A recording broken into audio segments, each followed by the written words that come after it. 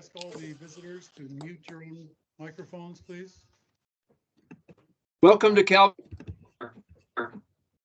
Mute it, David. Mute it. All right. So.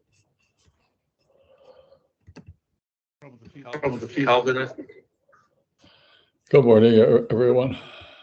Hi, Calvin. I think the mute on your rectangle. If you. Yeah. Real quick. Excellent. Thank you. All right. I'm just doing a little testing. Okay, we're not getting feedback. That's good. All right. So thank you everyone for coming. There is a handout, which I will put into the chat in just a couple of minutes for those who are at a distance. We are recording, and we're here today with Jonathan Greig, who's a postdoctoral fellow at the Catholic University in Leuven, and a place I love dearly. And he does too, in fact, at the time. But he's also at this time doing postdoctoral research at the University of Notre Dame. And he kindly took a couple of trains and made it to Milwaukee. And I'm delighted to have him here today to speak. If you look at the website that we have, there's more information on his general project and his background, if you like. But for now, we're going to proceed to soul-body relation in Maximus the Confessor and its roots in Aristotle and the Commentators and early Byzantines. Thank you. And you your own computer. Oh, thank you very much, Richard. Yeah, thank you, everyone. This is just going to be reading mostly from a paper, even though I usually like to present a bit more spontaneously. Quite a bit dense material. So let me begin here. So amidst the explosion of interest in Byzantine philosophy, Professor, especially Maximus's cosmology and his doctrine of the logoi for patristics and also ancient philosophy, there's been little work on the relation of soul and body in both camps. As we're about to see, Maximus's view is unique. On one hand, he posits an essential relation between body and soul in such a way that it comes close to an Aristotelian formulation. On the other hand, Maximus's framing of body and soul as distinct ousiai essences retains a Platonist flavor, where the soul is eternal in its essence, or the body is perishable in its nature. There are two particular motivations that drive Maximus. First, in defending a creationist account of the soul, he argues for its created origin with the body, as tracking with the Aristotelian direction. Second, he seeks to maintain the soul's immortality in contrast to the body, so hence tracking with the Platonist direction.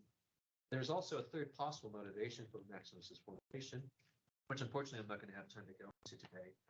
Texts like Ambiguum 17, Maximus critiques a bundle theory conception of substances as mere in the Greek apoismata as conglomerations of properties without any substrates on anchoring those properties. So the way that Maximus argues for the unity of soul and body will also be a factor in the background of the later version of this paper. So Maximus's discussion shows up primarily on the soul body, shows up primarily in Ambiguum 7 and 42, among other areas of his corpus where we'll see some discussion. But for today, I'd like to focus on Ambiguum 7's formulation, especially sections 40 to 43. It's just right at the end of the text in Maximus Constas' edition, where we see this peculiar language about the soul and body. Trying to understand Maximus's arguments, I'll discuss some possible influence between Aristotle and the Aristotelian commentary tradition, and also the earlier Byzantine tradition.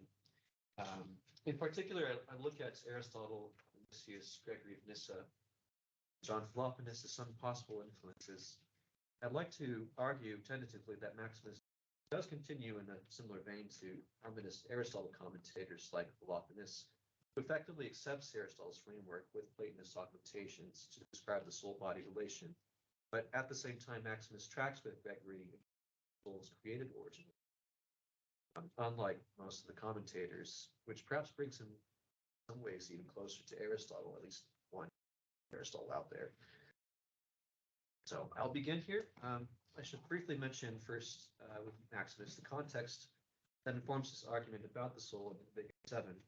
The treatise comments on a passage from Gregory Nazianzen's Oration 14, section 7, which speaks of human ascetic struggle as an attempt to return to our dignity. Since Gregory's words, we were a portion of God, whose souls flow down from God. If one is an Origenist, these words are too irresistible, so far as it might suggest that the human soul pre-existed bodily birth. Maximus's main concern here is thus to respond to these people who seem to have exploited Gregory's words in defense of this doctrine, where pre-existent souls were sent into bodies as punishment for their primordial turning away from God. Most of Ambiguum 7 is thus concerned with distinguishing between created beings and themselves, which have a created origin, and the logoi that is, the reasons, or ideas, beings which are uncreated and exist in God, and are identified with the Trinitarian person of the logos. So our focus passage on the soul-body relation comes up in the final section of the treatise. Maximus attempts to address two points. One, the soul having a created origin together with its perfected body, and two, the soul continuing to exist after the body's corruption. So let's look at our first focus text in detail. So on the handout that's one. And for matters of nature, let not empty reasoning overstep the mark, establishing a belief about the soul which is no place. For if the parts of man, as set out before him, happen to be body and soul, then the parts admit of necessarily being related to something, post he, for they have the whole entirely predicated of them. And things which are said to be related to something in this way are among those that are both entirely simultaneous and completely by being coming to be, so that the parts, by coming together, complete the whole as a form, being divisible from each other by concept alone, representing what each one is in essence. Therefore, it is meaningless for the soul as parts of man to exist before the other in time or exist after the other. Otherwise, the account of that which is called being would be dissolved. So first, we should note that the argument is dialectical at this point. If the Origenist opponent grants that body and soul are part of man, anthropou in the Greek, then his or her attempt to next assert that one part can exist without the other fails. As parts, both soul and body must imply a correlated whole that is predicated of them, in Greek. This appears to be a definitional predication, such that if the term man implies body and soul as parts, parts in turn have whole form man predicated of them. Maximus thus contextualizes this as a pros-t relation, apparently with the whole. As the parts are correlated with each other in relation to a whole, they are thus pros-t and vice versa. The whole is, or would appear to be, pros in relation to the parts, that is, the soul and body. If we grant this, then as relatives, the parts are simultaneous with each other. So one part cannot be understood except as related to the other, and vice versa.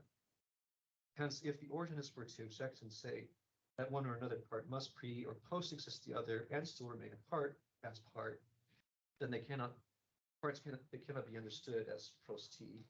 So mutatis mutandi, there cannot be a part-whole relation. One might accept the conclusion but still be perplexed. It would seem we would want to assert that soul remains after the living body's dissolution, and hence its separation from the body would not the pros-t status and hence part-whole relation dissolve them. On the face of it, it would seem not, depending on how one interprets Maximus's line that the parts are divisible from each other by concept alone, while each part implies its respective ousia, something we'll need to go back to. Sorry, just in some picture, I saw someone ask for the handouts in the chat, so that's. So yeah, on that subject, so the handout. So the next couple of passages flesh out this question somewhat.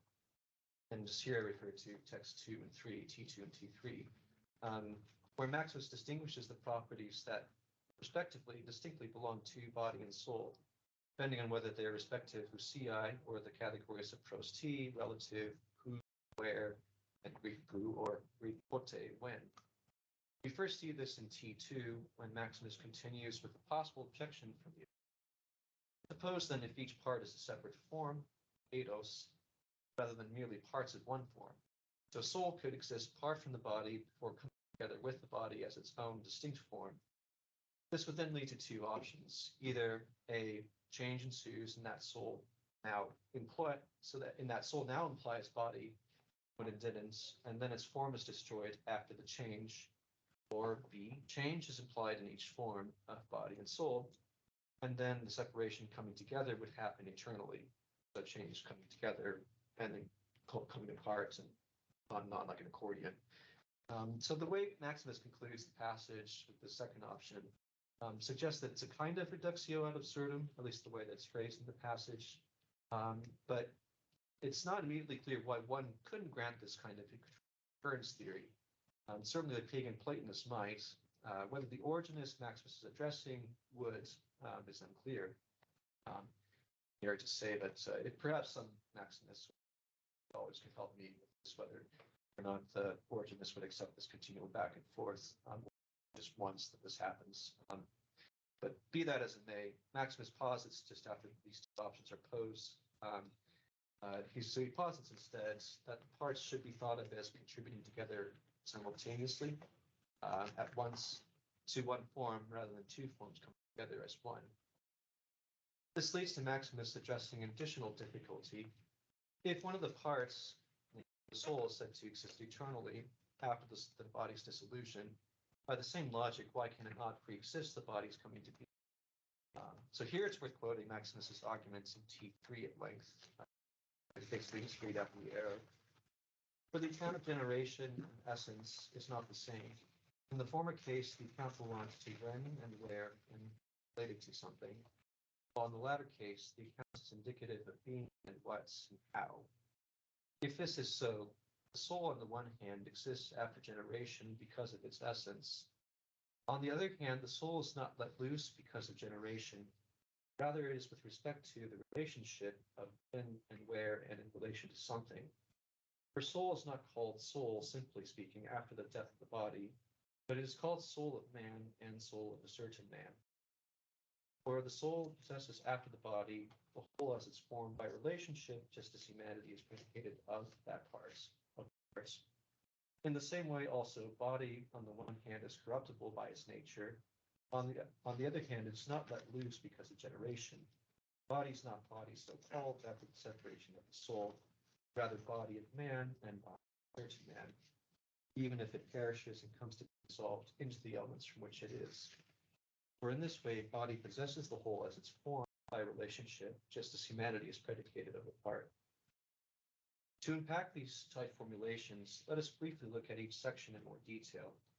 In the first paragraph, Maximus subordinates the term kinesis and ousia to the Aristotelian categories of when, time, where, place, and being related, relatives, and as well as substance, ousia.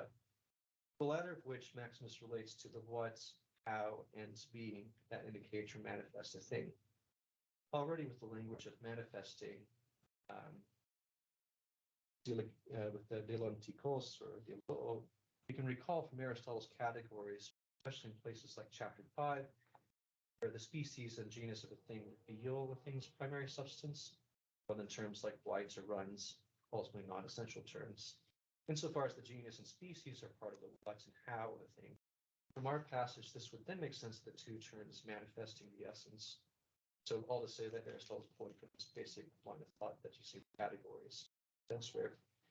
In the second and third paragraphs, we see Maximus refer to soul and body respectively as terms which are not so-called, simply speaking, they're not just hopeless. They're each said to be soul, the soul or body of a man as such, and then soul or body of some certain or this particular man. This would then result in maintaining that the whole man is predicated on respective parts of soul and body, insofar as they're maintained as parts in relation to a given whole, which Maximus equates with the form. Now, of course, if we have an Aristotelian framework in mind, the definition of soul and body as parts may be somewhat confusing. One would think that the form is just the soul matters, the body simply put. As we see, Aristotle put it in the Anima 2:1, insofar as the matter implies indeterminacy and is not a this something, a totity, whereas the form makes a thing determinate and hence a totity. Soul and body are correspondingly related as the matter and form composed of a living compound. Just here read from T6. It is necessary then for the soul to be substance as form of a natural body that has life potentially, but substance is actuality. Therefore, it is the actuality of such a body, That is why the soul is the first actualization of a natural body that has life potentially. So put this way, one would think that the soul alone is just the form of man. Yet, as we see in Maximus's accounts, body and soul in the one form. Given this, it may be that Maximus is giving a definitional account of man, such that soul and body have been parts of that definition and is part of the form, so-called or said in a sense. Already we have some indication of this from the first two texts of 741, as we read T1 and T2 in the handout, where Maximus's definition of the soul and body as parts of a whole are such that if one part is taken away, the whole man falls apart. You can see this reverberation in Aristotle's third definition of substance in Metaphysics Delta 8, reference here T7, where removing one part of a thing's substance as a whole, parts definition. So to our issue with matter and form as parts, this gets impact to Metaphysics Theta 10, where Aristotle stipulates that, here I read from T8, the human and the horse, and things that are in this way set over the particulars, that is, taken universally, are not substance, but rather a compound of a sort, consisting of this account and this matter taken universally. As a particular, though, Socrates is already composed of the ultimate matter. Similarly, in the other cases, a part then can be a part either of the form, by form I mean the essence, or of the compound itself, but only the parts of the form are parts of the accounts, and the accounts is of the universal. Here we find two senses of matter, either as that belonging to the composite itself, or as part of the accounts together with it. We see this in Aristotle's emphasis on the individual human and horse being a compound of a sort, hence the matter taken universally together with the form are predicated of the composite man. Similarly, for Maximus, body and soul are predicated of man as such, and specifically the individual man. There's that formulation there, passage.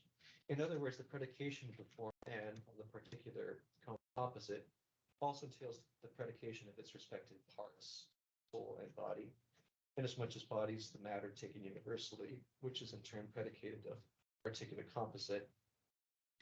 If we look next at Zeta 11, we see Aristotle clarify a stance of T9 here.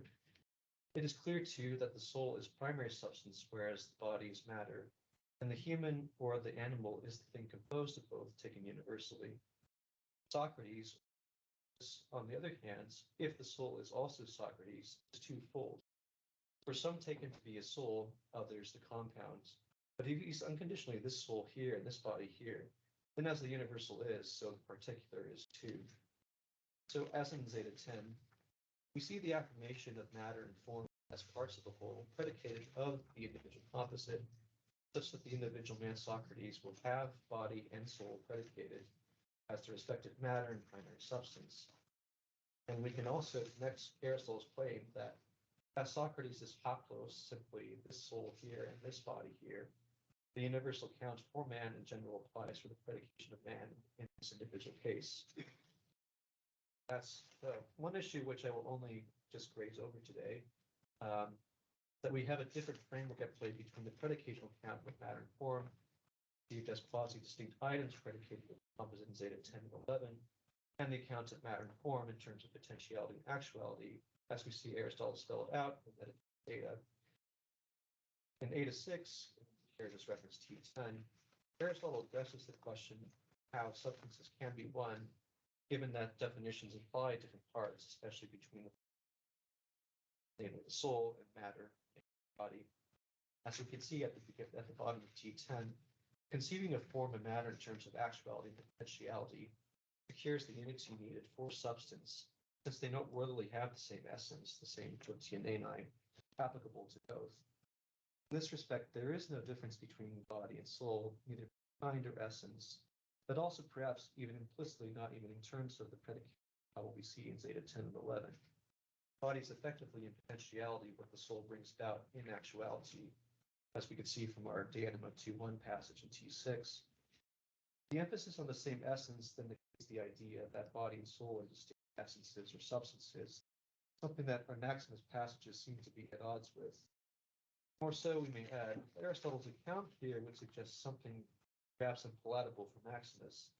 If the body, as what is potentially alive, dies and perishes, the soul as the actuality of the body would appear to pass away as well, an issue that, of course, many Platonists would also have. Although, as one sees in Aristotle's De Anima 3.5, and especially in text, Physics Lambda 3, this reference here T5, Maximus's stricture of the soul as eternal in its ousia would certainly mark it off from this notion of the soul as the corresponding actuality of the body, according to metaphysical terms. In any case, Aristotle's formulation alone seems perhaps not enough for us to understand what's happening in Maximus's. So here, I'll now turn to sources. So it is here that we may wish to circle back to Maximus's claim that body and soul are each distinct ousiai, T1, where soul is said to be eternal by essence, passage, i.e. dia teen ousion, while body is corruptible by nature, and here it may not be insignificant ousia for soul and ousis for body, if indeed the soul provides the essence of what it is to be human, flying body in the Aristotelian sense. But be this as it may, we should note one 4th century Christian philosophical influence in Maximus's background. Maximus often was directly in the Ambiguum, namely Nemesius of Emesa, 4th century. In Nemesius's De Natura, section 3, Nemesius articulates a notion of the unity of body and soul in terms of separate substances brought together into one unity, while they maintain their respective essences despite their mixture. We see this initially in Nemesius's positive appraisal of porphyry, soul and body in T11 as two substances. It is not to be denied that a certain substance can be perceived for the completion of another substance, and can be a part of this substance while retaining its own nature together with another substance, and while becoming one with another can retain its own unity, and moreover, while itself untransmuted, it can transmute those things into which it comes, so that they gain its activity by its presence. For the Neoplatonically minded here, this last formulation should sound familiar. Titus's wording, soul is related to the body in presence, such that the properties of life belonging to it are shared in its respective participating body. As he will put it, and Porphyry does elsewhere, such as in the sentences, it's not that the soul is in body, but rather that body is soul. Using that usual formulation. Both Platonists, the soul remains unaffected, and hence what it is, while in its present state. Body in turn receives its own unity and character of life by its respective presence to soul. Nemesius more or less follows this language as we just above our text, seen above our previous text on the handout in T12. The soul is then unified, and is unified to the body without being compounded with it. Their being affected together shows that they are unified, for the living thing is affected as a whole, since it is one. For being incorporeal, it has permeated the body, as do things that have perished together with one another, while remaining incorruptible and incompounded, preserving its own unity, the thing in which it comes to conform to its life, while not being transmuted by them. The soul, being incorporeal and not circumscribed in place, occupies as a whole the whole of its own light and of its body, and there is no part to which it gives light in which it is not present as a whole. So here, similar to Porphyry, Nemesius argues that the soul is unified, just as it also is also unified to the body, yet not compounded with it. On the one hand, perhaps somewhat unlike Plotinus, Nemesius affirms that the soul is affected together with the body, and in this extended sense is indeed one with the body. On the other hand, he is adamant that the soul remains distinct from the body's corruptible nature, and thus not affected in the sense, since it is eternal. It continues to exist after the body's death. This especially comes out when we see Nemesius' assessment and critique of Eunomius, a familiar with those who know their heresiology, Christian. For Eunomius, the soul is incorporeal and appears to have a unique substance in relation to the body, unlike in Aristotle's case. Yet this is problematic on this account. T13. Eunomius defined the soul as an incorporeal substance created in a body, agreeing with both Plato and Aristotle. He took an incorporeal substance from truth, but created a body, the teaching of Aristotle. He did not notice, though acute, that he is trying to join incompatibles into the same thing. Everything that has a bodily and thus temporal origin is perishable and immortal, and mortal, not immortal. So either let it be said that it is mortal, as Aristotle said, asserting it to come to be in body, and as the Stoics also said, or let one say that it is an incorporeal substance and decline to say that it was created in the body, in order that we may not acquire the notion of a soul that is mortal and totally non-rational. Here we see two things. First, in critiquing the Eunomius, we can see implied Amicius's basic critique of Aristotle's notion of the soul. If it is conceived as the entelechia, as the actuality of the body as such, completion of the body as such means better, and is of the same substance as the body, especially if we keep the model of metaphysics 8-6 in mind. If the body dies, so does the soul as such. Amicius thus joins other Platonist critics of Aristotle for the definition of the whole soul as an entelechia, clashes with Aristotle's attempt to posit intellect separability in the Anima 3.5, and again also texts like Metaphysics Lambda 3 as mentioned earlier. This brings us to a second point. Eunomius, on Amicius's view, is defining the soul in such a way that if it originates with and in the body, it will be defined by the body's perishable nature. Hence, it must also perish by definition if it has a created origin. And this, as we've already seen, is the main issue for Maximus, who adamantly attempts to assert the opposite case, so that having a created beginning in time does not imply ability. Amicius here and elsewhere in De Natura ultimately agrees with the Origenist, claiming that the soul pre-exists the body if it is indeed immortal, and continues to exist after the body's death. One of the key lines in Amicius's text is that having a bodily and temporal origin is perishable and mortal. In other words, having a temporal beginning necessitates having a temporal end. As we have already seen, it's this line of thought that Maximus is responding to when he distinguishes the soul's coming to be in terms of the categories of time and place from its eternality according to the category of substance. So far, we see one motivation of Maximus's framing of body and soul as having separate ousiai, perhaps here following Amicius's critique of an Aristotelian formulation of the soul as an ousia of the body, in such a way that would suggest the soul perishes with the body. But still, the implication of two ousiai from Amicius suggests that the soul pre-exists the body's formation. And moreover, we don't see Maximus's emphasis on the unity of soul and body as parts of one whole. Anything we don't basically find this terminology in Amicius. So this we will see more in Philoponus, which will come to end. But first, we should look at another source behind Maximus's framing of the soul as coming to be simultaneously with the body in Greig. So,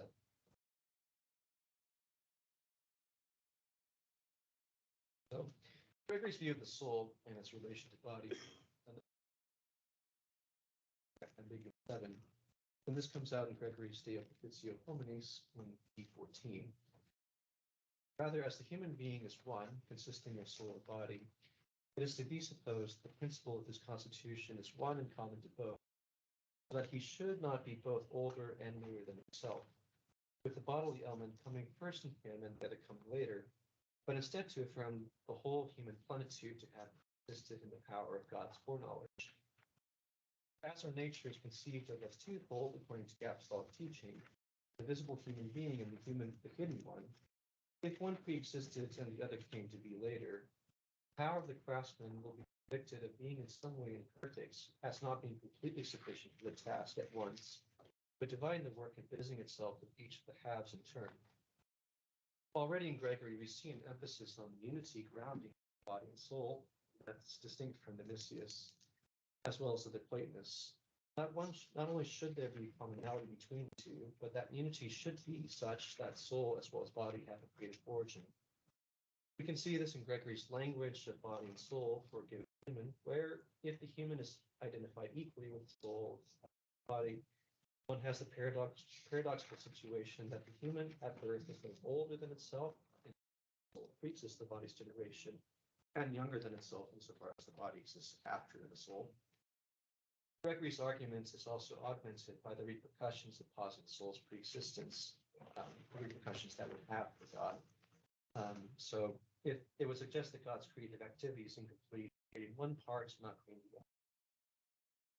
This would also go with Gregory's broader argument, but elsewhere in the De Propitio and in texts like the Apologia and Hexameron, that God created all beings simultaneously, basically Gregory's so-called doctrine of simultaneous creation. So that the idea that all natural created kinds of beings were brought to be on the first day of creation, against the view that God must have created their incomplete substrate like prime matter first, before creating the other fully formed beings. So in other words, all created beings were created all at once on the first day of the natural kinds on the first day. So ultimately, the emphasis on simultaneity in Gregory is something we also see brought out in Maximus's own argument. The soul coming to be at the same time as its respective body. With this, another important aspect, although subtle in Maximus's argument, is Gregory's maintenance that the bodily matter to which the soul is united receives an imprint that remains after the body's dissolution, which we see in text T15, which here I read. It's not that which is subject to flux and change and alteration, but that which is stable and always remaining in its, as it is in our being, that is closely associated with the deiform aspect of the soul. And since the various kinds of combination produce differences of form, combination is nothing other than the mixture of elements we need, substrata, the construction of the universe, from which the human body is also composed, while the form necessarily remains in the soul, as the impression made by a seal. Those things which have impression of the stamp from the seal are not unknown by the soul, but at the time of the reconstitution, it receives back to itself those things which correspond to the stamp of the form. And certainly those things which were stamped by the form in the beginning would so correspond. Thus, it is not outside probability that one's own should once more return from the to each. Here, Gregory alludes to the Christian doctrine of the resurrection of the body and clarifies how this is metaphysically possible. Unique configuration elements that and in turn the qualities and aspects corresponding to the that make up the affected body remain imprinted thanks to their formation of the soul as the seal for that condition. Thence, while the body dissolves into its respective elements after death, the elements still carry the imprint of the soul seal, such that if Christian and for Christian win, the soul returns to its embodied existence, the elements would come back to their natural formation. In this light, we can better understand Maximus's statements that the body is always said in relation to the whole man, and thus said in relation to its respective soul. T3, Maximus says, even if its, that is the body, perishes and comes to be dissolved into the elements from which. Though hinted, Maximus almost certainly must have Gregory's in the backgrounds, especially with the consideration that the elements that remain after the body's dissolution still imply relation to the that remains predicated. In turn, this would also go sharp against Aristotle's hypothesis. After death, the corpse of a living being that was alive only has the name body on it.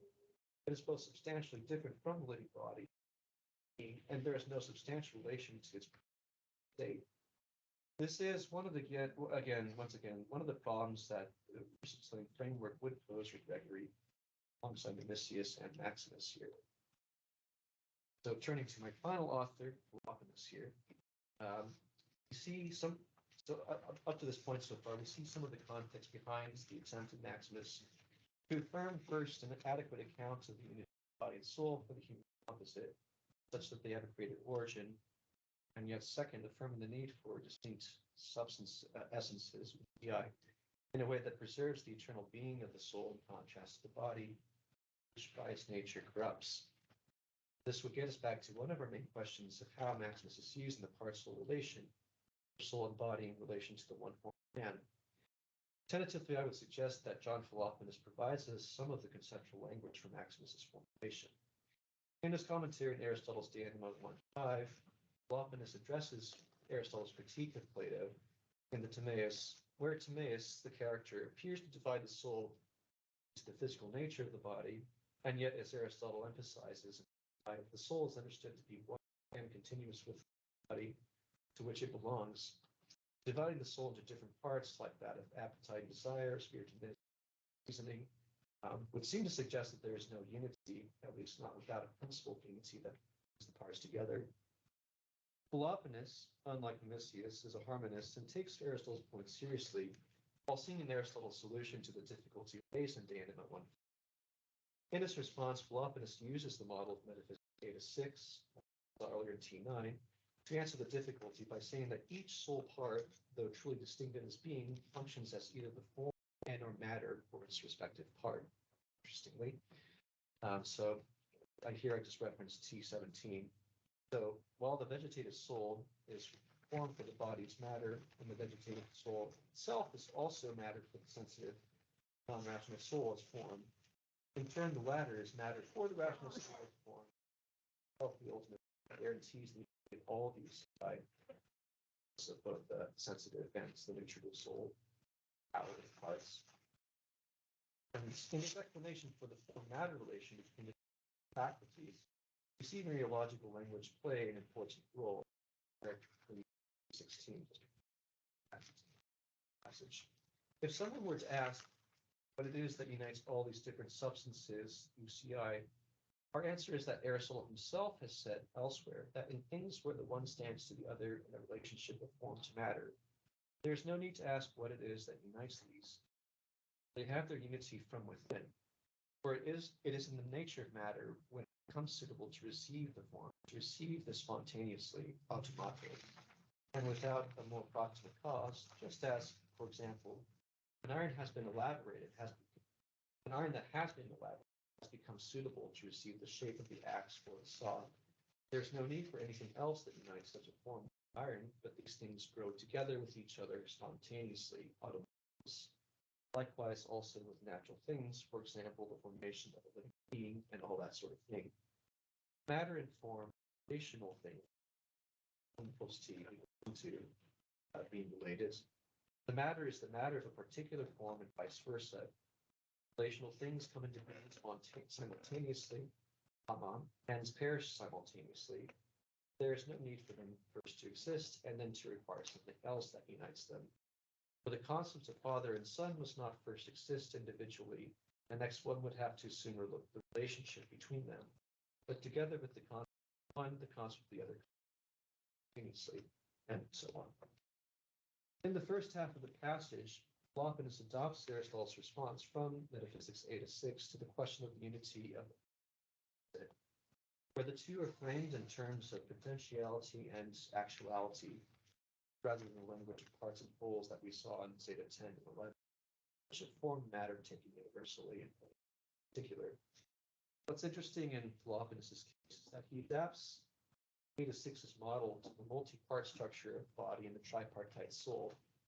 Each has its own ousia, Philoponus' words, yet they are united by their respective tier in the hierarchical order, from bodies matter at the bottom, and the rational soul is formed at the top of that chain. Hence, unlike Aristotle, he seems to modify Eta 6's own model to imply that the tiers of matter and form can imply different ousiai, whereas for Aristotle, the two would have to be the same, it seems the same ousia.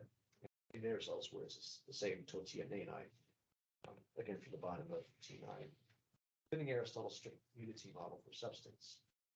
All this being said for Philoponus, if we go back to Maximus, you can see much of Philoponus' language in Maximus' account of the soul-body relation in Ambiguum 740, back in our original T1 passage, especially in terms of the parts whole framing. Philoponus' emphasis on matter and form is relational. The second paragraph in T15, Pegarhule kai toedos tonkos tisi, is paralleled in Maximus, referring to soul and body as pros T, while both terms of body soul for Maximus and form matter for are spoken of as coming to be simultaneously. Philoponus' example of the body-son pair is also striking when compared with Maximus on the simultaneity of body and soul as parts of the whole. The Father as a Father does not exist separately before the Son is as Father, and before the relationship is introduced. But instead, the relationship along with the two terms comes to be simultaneously. Again, we see this in the second half of Maximus' Ambiguum 740, T1, and also we see this recapitulated in T4, Maximus' summation of his argument. Where the introduction of one term soul directly implies the other term body and vice versa. Although Maximus does not refer to the matter form pair the way that Philoponus does from Metaphysics Theta 6, the way that Maximus speaks of the form of man as a unified whole coming to be when each relational part comes to be does seem to point back towards Philoponus's relation. Given the parallels, one important qualification to make is that Philoponus does adhere to the Platonist claim that the soul is pre-existent before the body, or at least the rational soul, to the other faculties.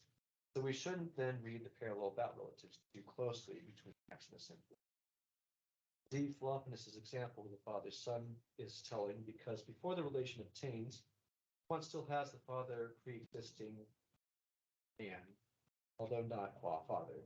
This would align with Aristotle's example in categories of prosody terms like knowledge and the knowable, where the object of knowledge can exist before itself comes to be, although not qua actual object of knowledge, but basically the object can still exist before that relationship obtains.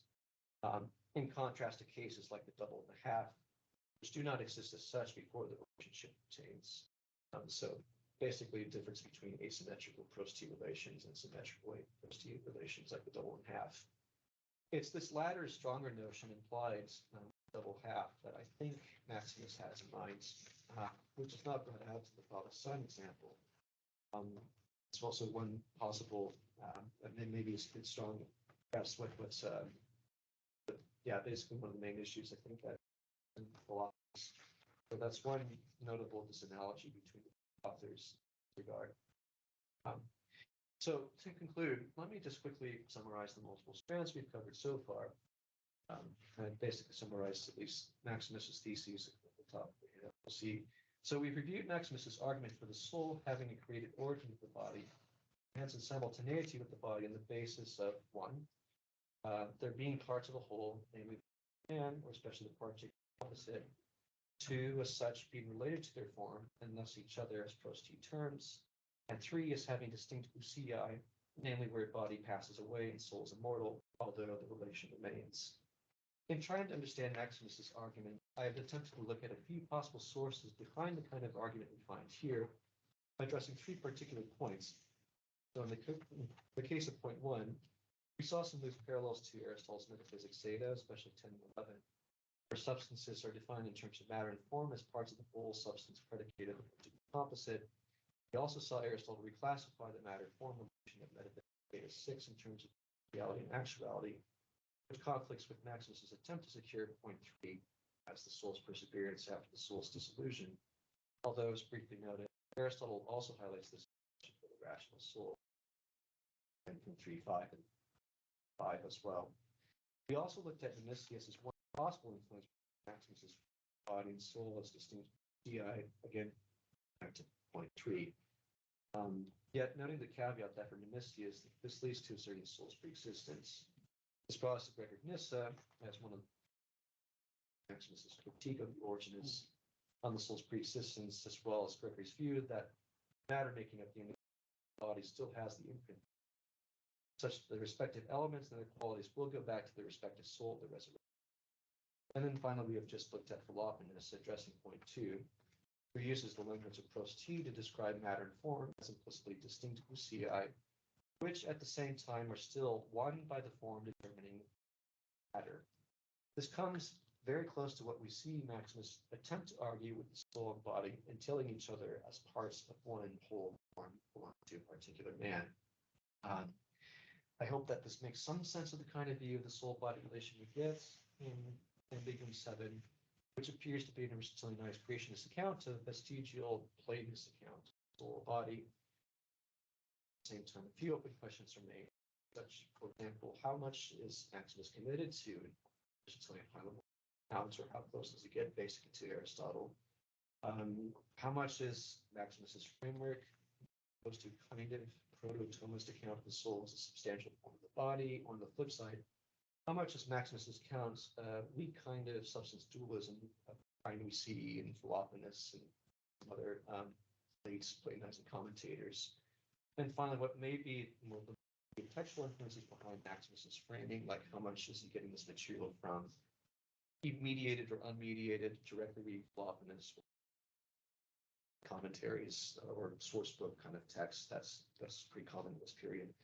These are still open questions I'm investigating for more details of action. But for now, I think Plotinus may be closer to textual influence, but this still needs to be investigated. And it's very much still open. Welcome me your questions or thoughts on that connection. So with that, Very good. thank you very much. Thank you.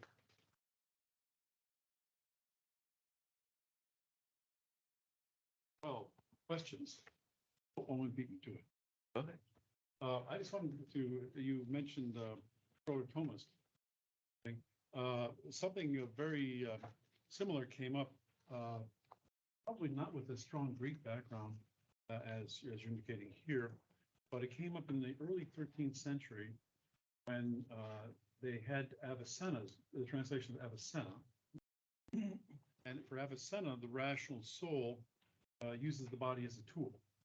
Rational, and the soul is per se rational and per se eternal.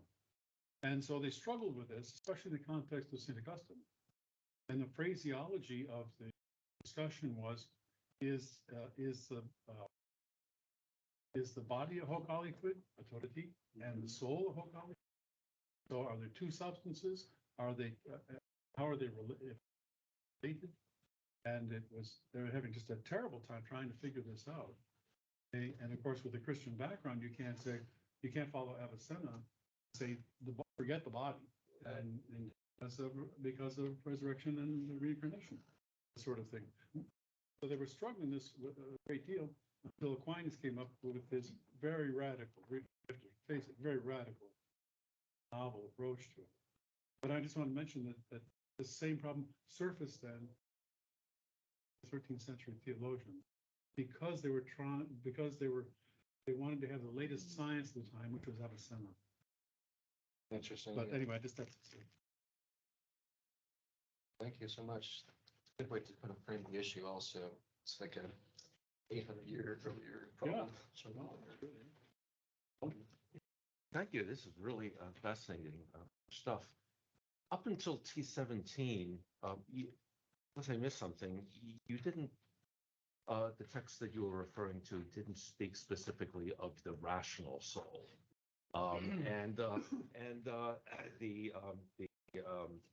The analogy which is given is that a form in matter, presumably a bronze sphere, insofar as it is an ousia, and of course there's a lot of debate on that. But the same problems would arise for the bronze sphere, and certainly might arise for a chipmunk as well.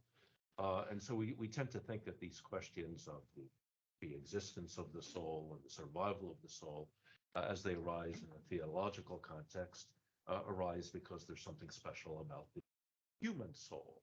And for the folks in this tradition, Aristotle is appealing because it's the rational or specifically human soul, which has got the principle of independence, because pure actuality. And so the Plotinus is interesting here, because here he's considering the relationship between the rational soul to the vegetative soul, or as being like the relation of the vegetative soul to the blood and guts, which is form and matter. So the whole what's unique about the rational soul seems to be out of the picture here.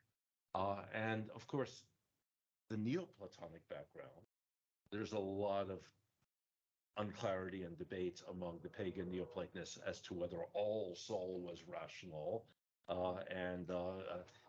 given all of the Platonic talk of rebirth in animals and so forth, which would be anathema for Aristotle. So I was wondering if you could just situate the question of what is unique about the rational soul in light of what Maximus is doing.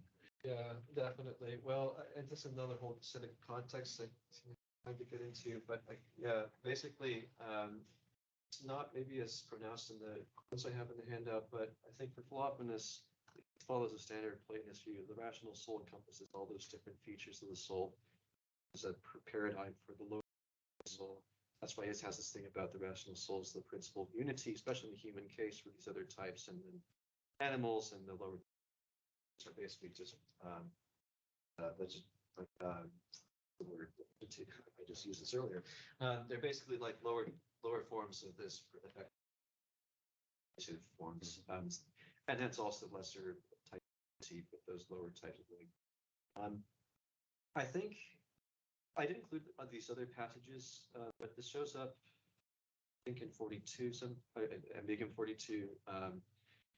Basically, Maximus will use, I think, basically seems to use the term soul without differentiation of human versus non-human or rational, but he'll say that the soul as such, like when it comes and approaches the body, it's like there's life.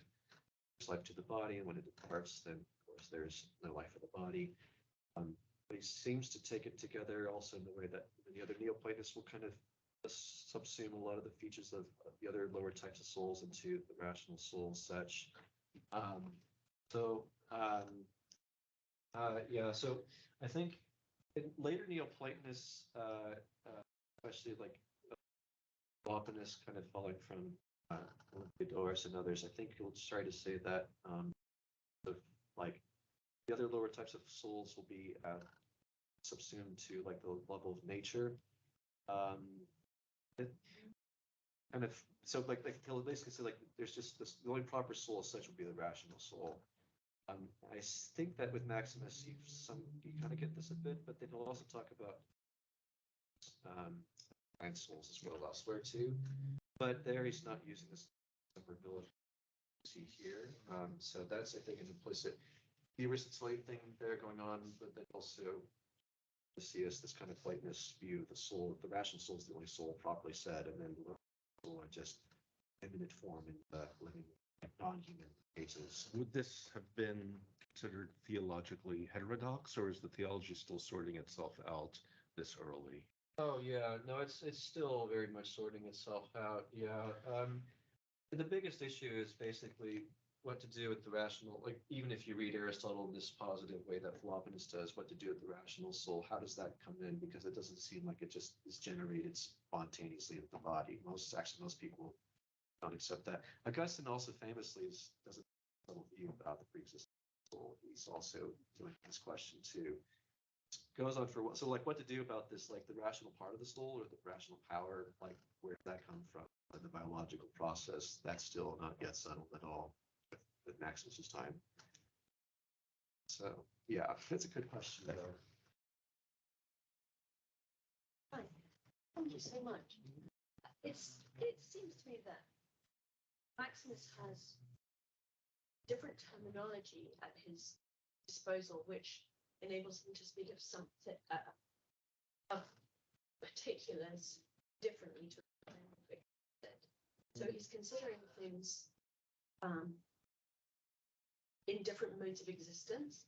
So he's talking on the one hand about the ousiai of soul and body considered as the common or a universal, but then in a particular instantiation, that considered universally they are anhypostasis. So he has hypostasis, which brings a whole dimension to what we might look at as hymorphism. And that's a very different thing. That brings in a whole different existence, how the particular logos, and so the hypothesis provides a unity, microcosm, which I know some of it Platonic, that you don't get in there. Yeah. I was thinking about this in the background because this I've seen this in some of the literature with Maximus. It's really striking. This doesn't show up. And just looking at the last part of it in Ambiguum 7. Conceptually, maybe that's sort of in the background, and that the idea that the two parts that make up particular, just like a bit of that resonance there. But it's interesting. He's not really using. Of course, he's not using hypostasis, but maybe I'm sure that's in the background. But it's also in Nemesius as well too, because he draws as well. That's just like direct parallel analogy to Christ's human natures. And you have another text that I didn't get to add here. I probably should have added, but in Maximus, where he distinguishes between how you can affirm Christ as a composite hypostasis. You can say Christ is composite that way, but he's not composite in nature, so he's definitely not going the mono. But he's saying, actually, there's a kind of parallel between the body-soul case and hypothesis human skill will drive also connection. And he also uses the language of simultaneity. The key point in which he say that Christ's hypothesis is composite. So Christ's nature isn't composite, simultaneous, but human soul case it is composite.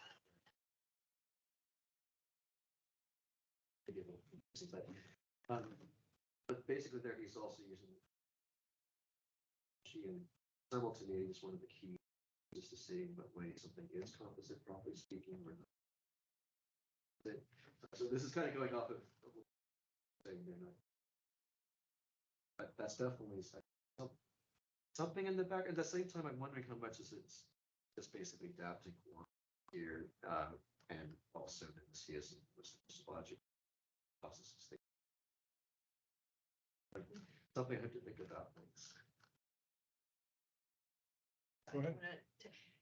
I'm wondering how much ties up with, I mean, his soul, and also the creation of the body. So it plays into both theory of the and a bundle theory of matter, that it's not from some kind of like the prime matter factor in the Aristotelian account versus what he's this simultaneity. I haven't got it all worked out. You think about it.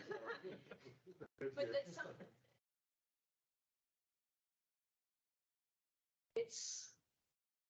I think it's important in different counts of generation as well, of whether you have to have a suitably prepared kind of matter to receive the form of the soul, or if it's not form that's that role, but hypostasis of bringing together soul and body in a different kind of way, because because it's so Christological, so Christocentric his account of the human person, that the hypostasis has a really crucial role to play as the carrier of nature. Right. Yeah. Oh, it's interesting that Navistius uses that same line of thinking. It's saying what we're saying here, pretty sure without knowing without while you're still critiquing us, you don't. But yeah, and I mean, this is also coming. Well, what's interesting though is he's using, like, Maximus is still using the term. Yeah. So it's still striking. He still keeps it very basically just Aristotle, at least the Aristotelian language there. So we're kind of standing for processes, and I'm curious how much there's a how much is available there. Another source, like both of the Yoshi, Byzantine, Jerusalem, how much that also is playing here. I'm not with that much yet, but so that's also for that. That's definitely something. People factor. But yeah, what's this really struck me is he doesn't use it this year. Yeah. But yeah. Do we have any questions or comments from the online group? Please unmute yourself and proceed if you like. Can I ask you about the, Please. sorry, I'm getting an echo, about the prosti stuff. So Aquinas, of course, takes it that the soul has some sort of habituation to the body, which enables it to recover the body in the resurrection. And Avicenna talks about the soul as the entelikeia of the body, taking over the Greek word, right? But I'm puzzled about how this prosti stuff works. So I take it Maximus's view is that the soul, so to speak, until, and the until here has to be a kind of metaphysical until, I guess, it's united to the body, is not yet the soul of anybody in particular. So soul is united to the body, and then it becomes the soul of this person or this human or that human, right? Is that how it goes? And so once that happens, it's a relational entity. And I take it the body itself also is a relational entity. It's the body of the human, and so it can't be identified as that body apart from the union, right? Is that how it goes? And so, so there's some sense in which these things have to be thought of as non-relational, and then in the union, they become relational. Is that how it is? But the union, of course, is also their generation. Can you just say a little bit more about how this prosti stuff comes to be, so to speak? Yeah, well, that's interesting. So I think what's key. I think what's key is that distinction that he's drawing in T2 between, like, he's really trying to push apart the idea that eternality and generation pertain just to the ousia of one or the other. It almost feels like kind of a cheap trick, to be honest, with like trying to distinguish generation. Well, generation doesn't obtain with ousia; it's just the relation prosti said with, and also said with relation to time and place. The prosti, relation, time, place, they're like the accidents that basically the accidents to speak of body and therefore soul. And I guess he's trying to do this to get away from the idea that if the body comes to be, if either term comes to be, that implies corruption necessarily. And he's saying, well, not necessarily. If you're talking about,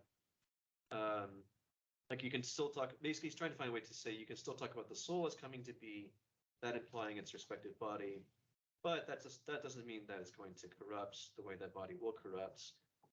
Because that coming to be is only speaking in terms of generation. That's speaking to the other categories, like that is a place and time, like coming to be in a place and a time, and then the prosti would be speaking towards.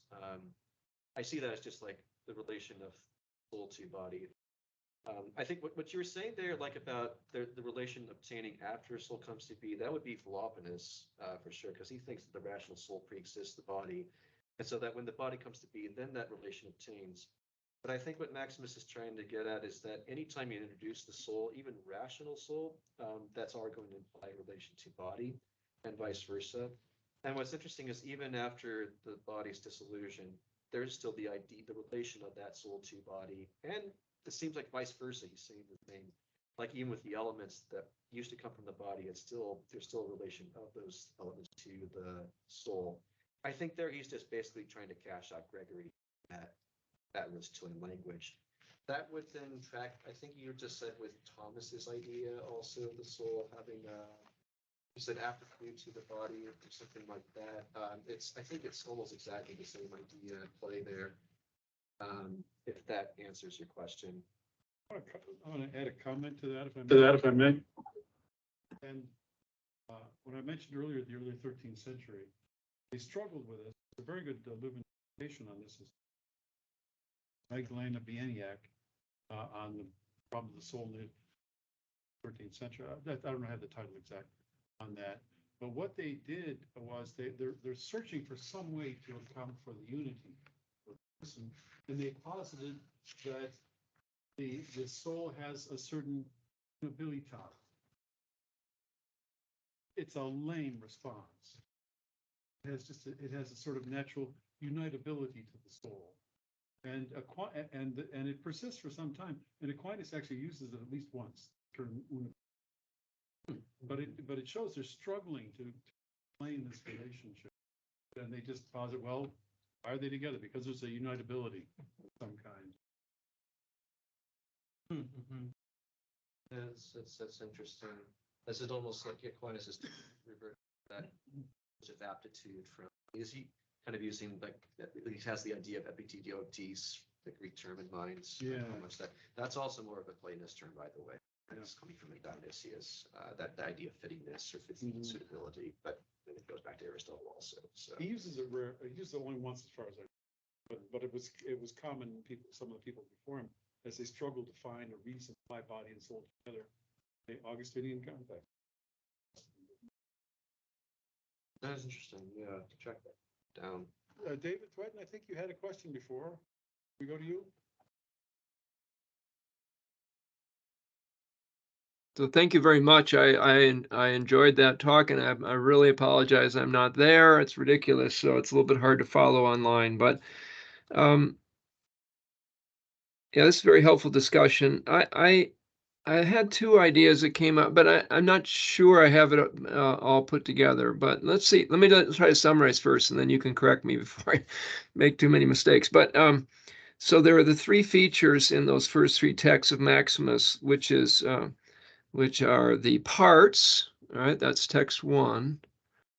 And there is the proste in text 3. And there is the, help me on text 2, there is the, do you see that as the unity of form and matter in one ousia? So I had this written down. All right. So, and then I think what you're doing is you're tracing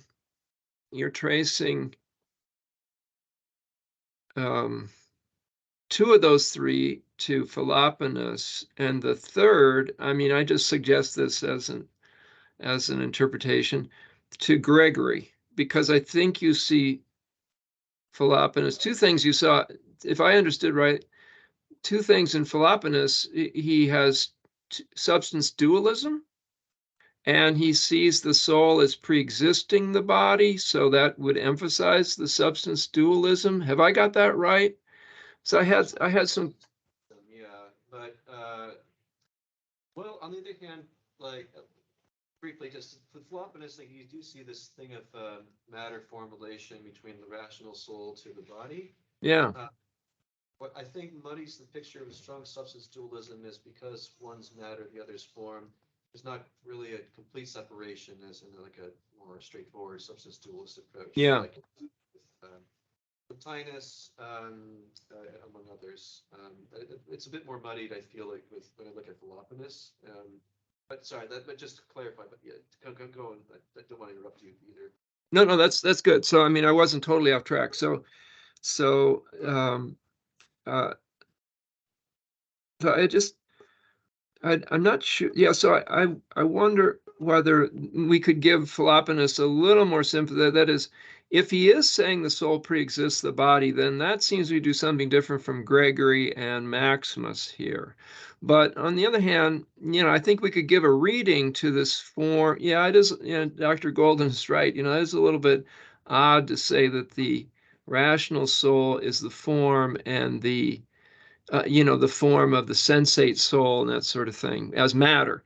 But that's also, there is also a tradition for that. That is seeing the more general as material in relation to the more specific as formal. And that's that question Alexander asked, that, is the genus the matter and the differentia is the form and that sort of thing. So I think one could soften that a little bit that way, and maybe also suggest that, when maybe by sensate soul, you're already talking about a relationship to the body, and then the rational soul is a further actualization. I don't know. I'm trying to soften a little bit that substance dualism that you see in Philoponus.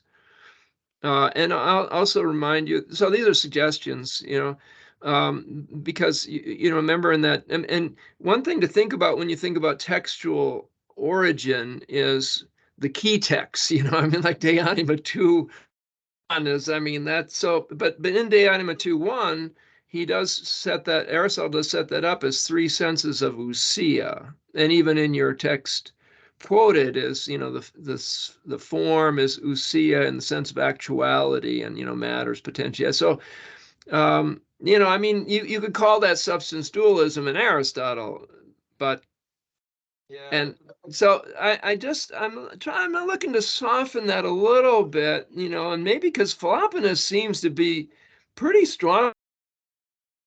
That's was surprising to me, and in fact, I think I kind of like your thesis. I'm not sure you've said that, but I think it's there that Maximus is actually moving in a fairly Aristotelian tradition. He may be correcting Philoponus on this pre-existence, using whom people, Gregory of Nyssa. I like that, storyline is sort of fascinating, but it is surprising to me how Aristotelian this picture is that we're getting of the soul, and yet it's modified in light of the Christian themes and the Platonic background too, of course, but it's very, very interesting. Thank you very much. Thing I didn't really get into text 4, but it's implied in what I read from T2, I think, maybe actually T1, I think, with like one part can't be thought without the other. But then he has, like, at the beginning of T4, Maximus, like, he says this thing about soul and body is the whole human form, which is thought in an inseparable way, then it's just the simultaneous generation of these parts and so on. Going to this ousia point, this is a basic question I have also, is how strongly or weakly to read that ousia of the two parts, and they can't be thought. They can be thoughts, but in an inseparable way. As I'm reading that like anaphoritos, yeah. It seems to imply, yeah, like even there, like when you think of the one essence, you're thinking of the other also. But how to take that ousia, and going back to 2:1, that's it seems like it's setting things up there. I'm wondering how to read ousia as well, so that's a good point to go back to.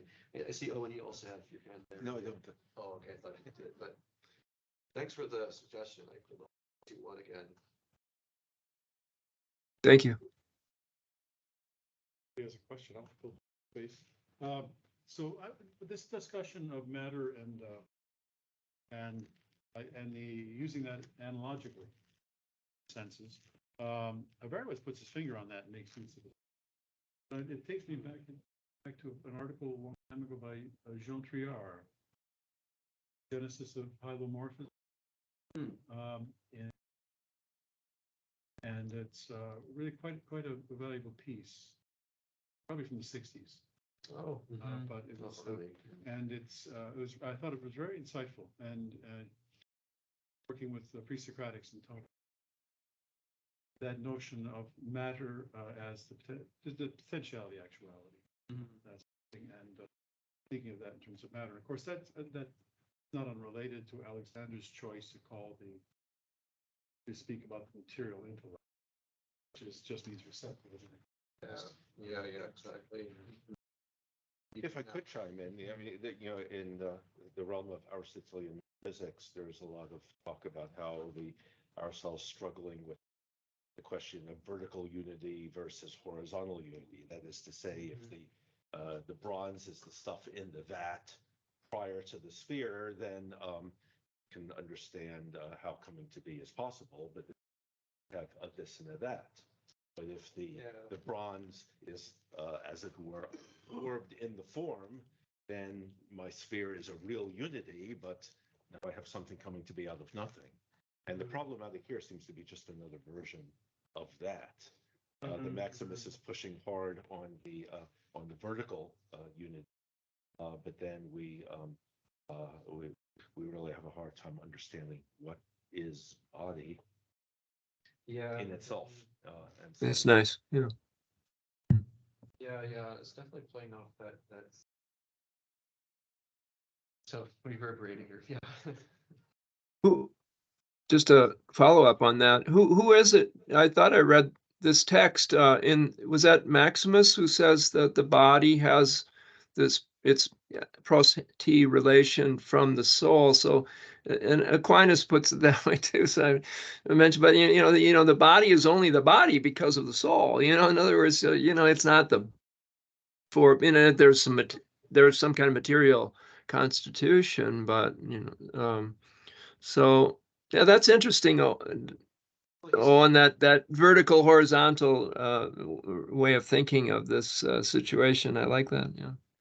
Just to clarify too, I mean, at least the way it seems like Maximus presents it, like the body and soul are pros-t, like they're said in relation to the whole basically. So each part is said with respect to its respective whole. So I was thinking like the way he's thinking of it is like if you think of one part as to its respective whole, then transitivity you'll have to think of the part in relation to the other parts of a given whole. So like it's pros first said whole, and then it's said afterwards or by transitivity. But it's exactly otherwise good. Do another question in the back. Well, it's just a stupid comment, probably. But isn't he just referring it to as in likeness to Aristotle in form as brain would be part of the body, just part of the body, that it's just an extension and it's its own separate form, being a soul, but it's still connected to the overarching body together. So, are you thinking of it just like in? A familial relationship, basically. That it's a part that makes up the whole. Yeah, yeah. Well, that was like that's where I was kind of reading just that definitional language of divine man, just simply in terms of those parts. And you have to think of it, and he's talking about the parts predicated of one, like just man in general, then each particular man. Then you have to include one with the other. Yeah, I mean that's I think the idea that you're getting in David 10 and 11 Aristotle, and I think Maximus has that kind of position. Basically, but then also modified with how it's said in prose T, how it's related, is what the original language is doing there. But yeah, it's definitely one thing there. Other questions, anyone?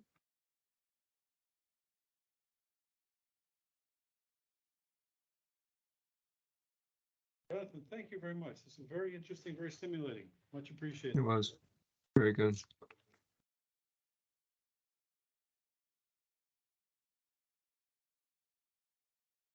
You have time for beer? I do not. I'm afraid. Well, you're on sabbatical, so you don't have time. We're happy that you came. Oh, Very I'm very happy that we have the pleasure of learning what you're doing. Thank you so much. Thank you very much for the comments and feedback. Thank you, Jonathan. Sorry I'm not there.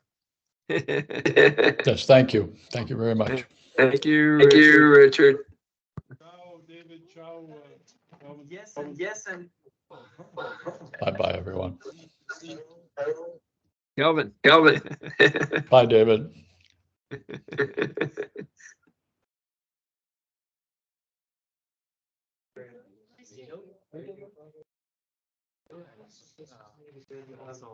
your husband's also. Oh, yeah. Yeah, I know he was very influenced by the music. Yeah. He was reading them. I'm And I think. Oh, okay. That shedding is the name. Yeah. So like he tries to develop. I have a friend at UC who's running on language shedding. Because shedding wanted to make a system, but he had Okay, well, I leave it to you and you to David. I'm going on sabbatical next year. You and David carry on next year on sabbatical. Carry on. Yeah. You have a whole year. That's good. Good for you. Doing it. Very good. Yeah, I heard like, yeah, but was talking about that. And I mean, Schelling and Hegel, they were trained as theologians. They were not philosophers.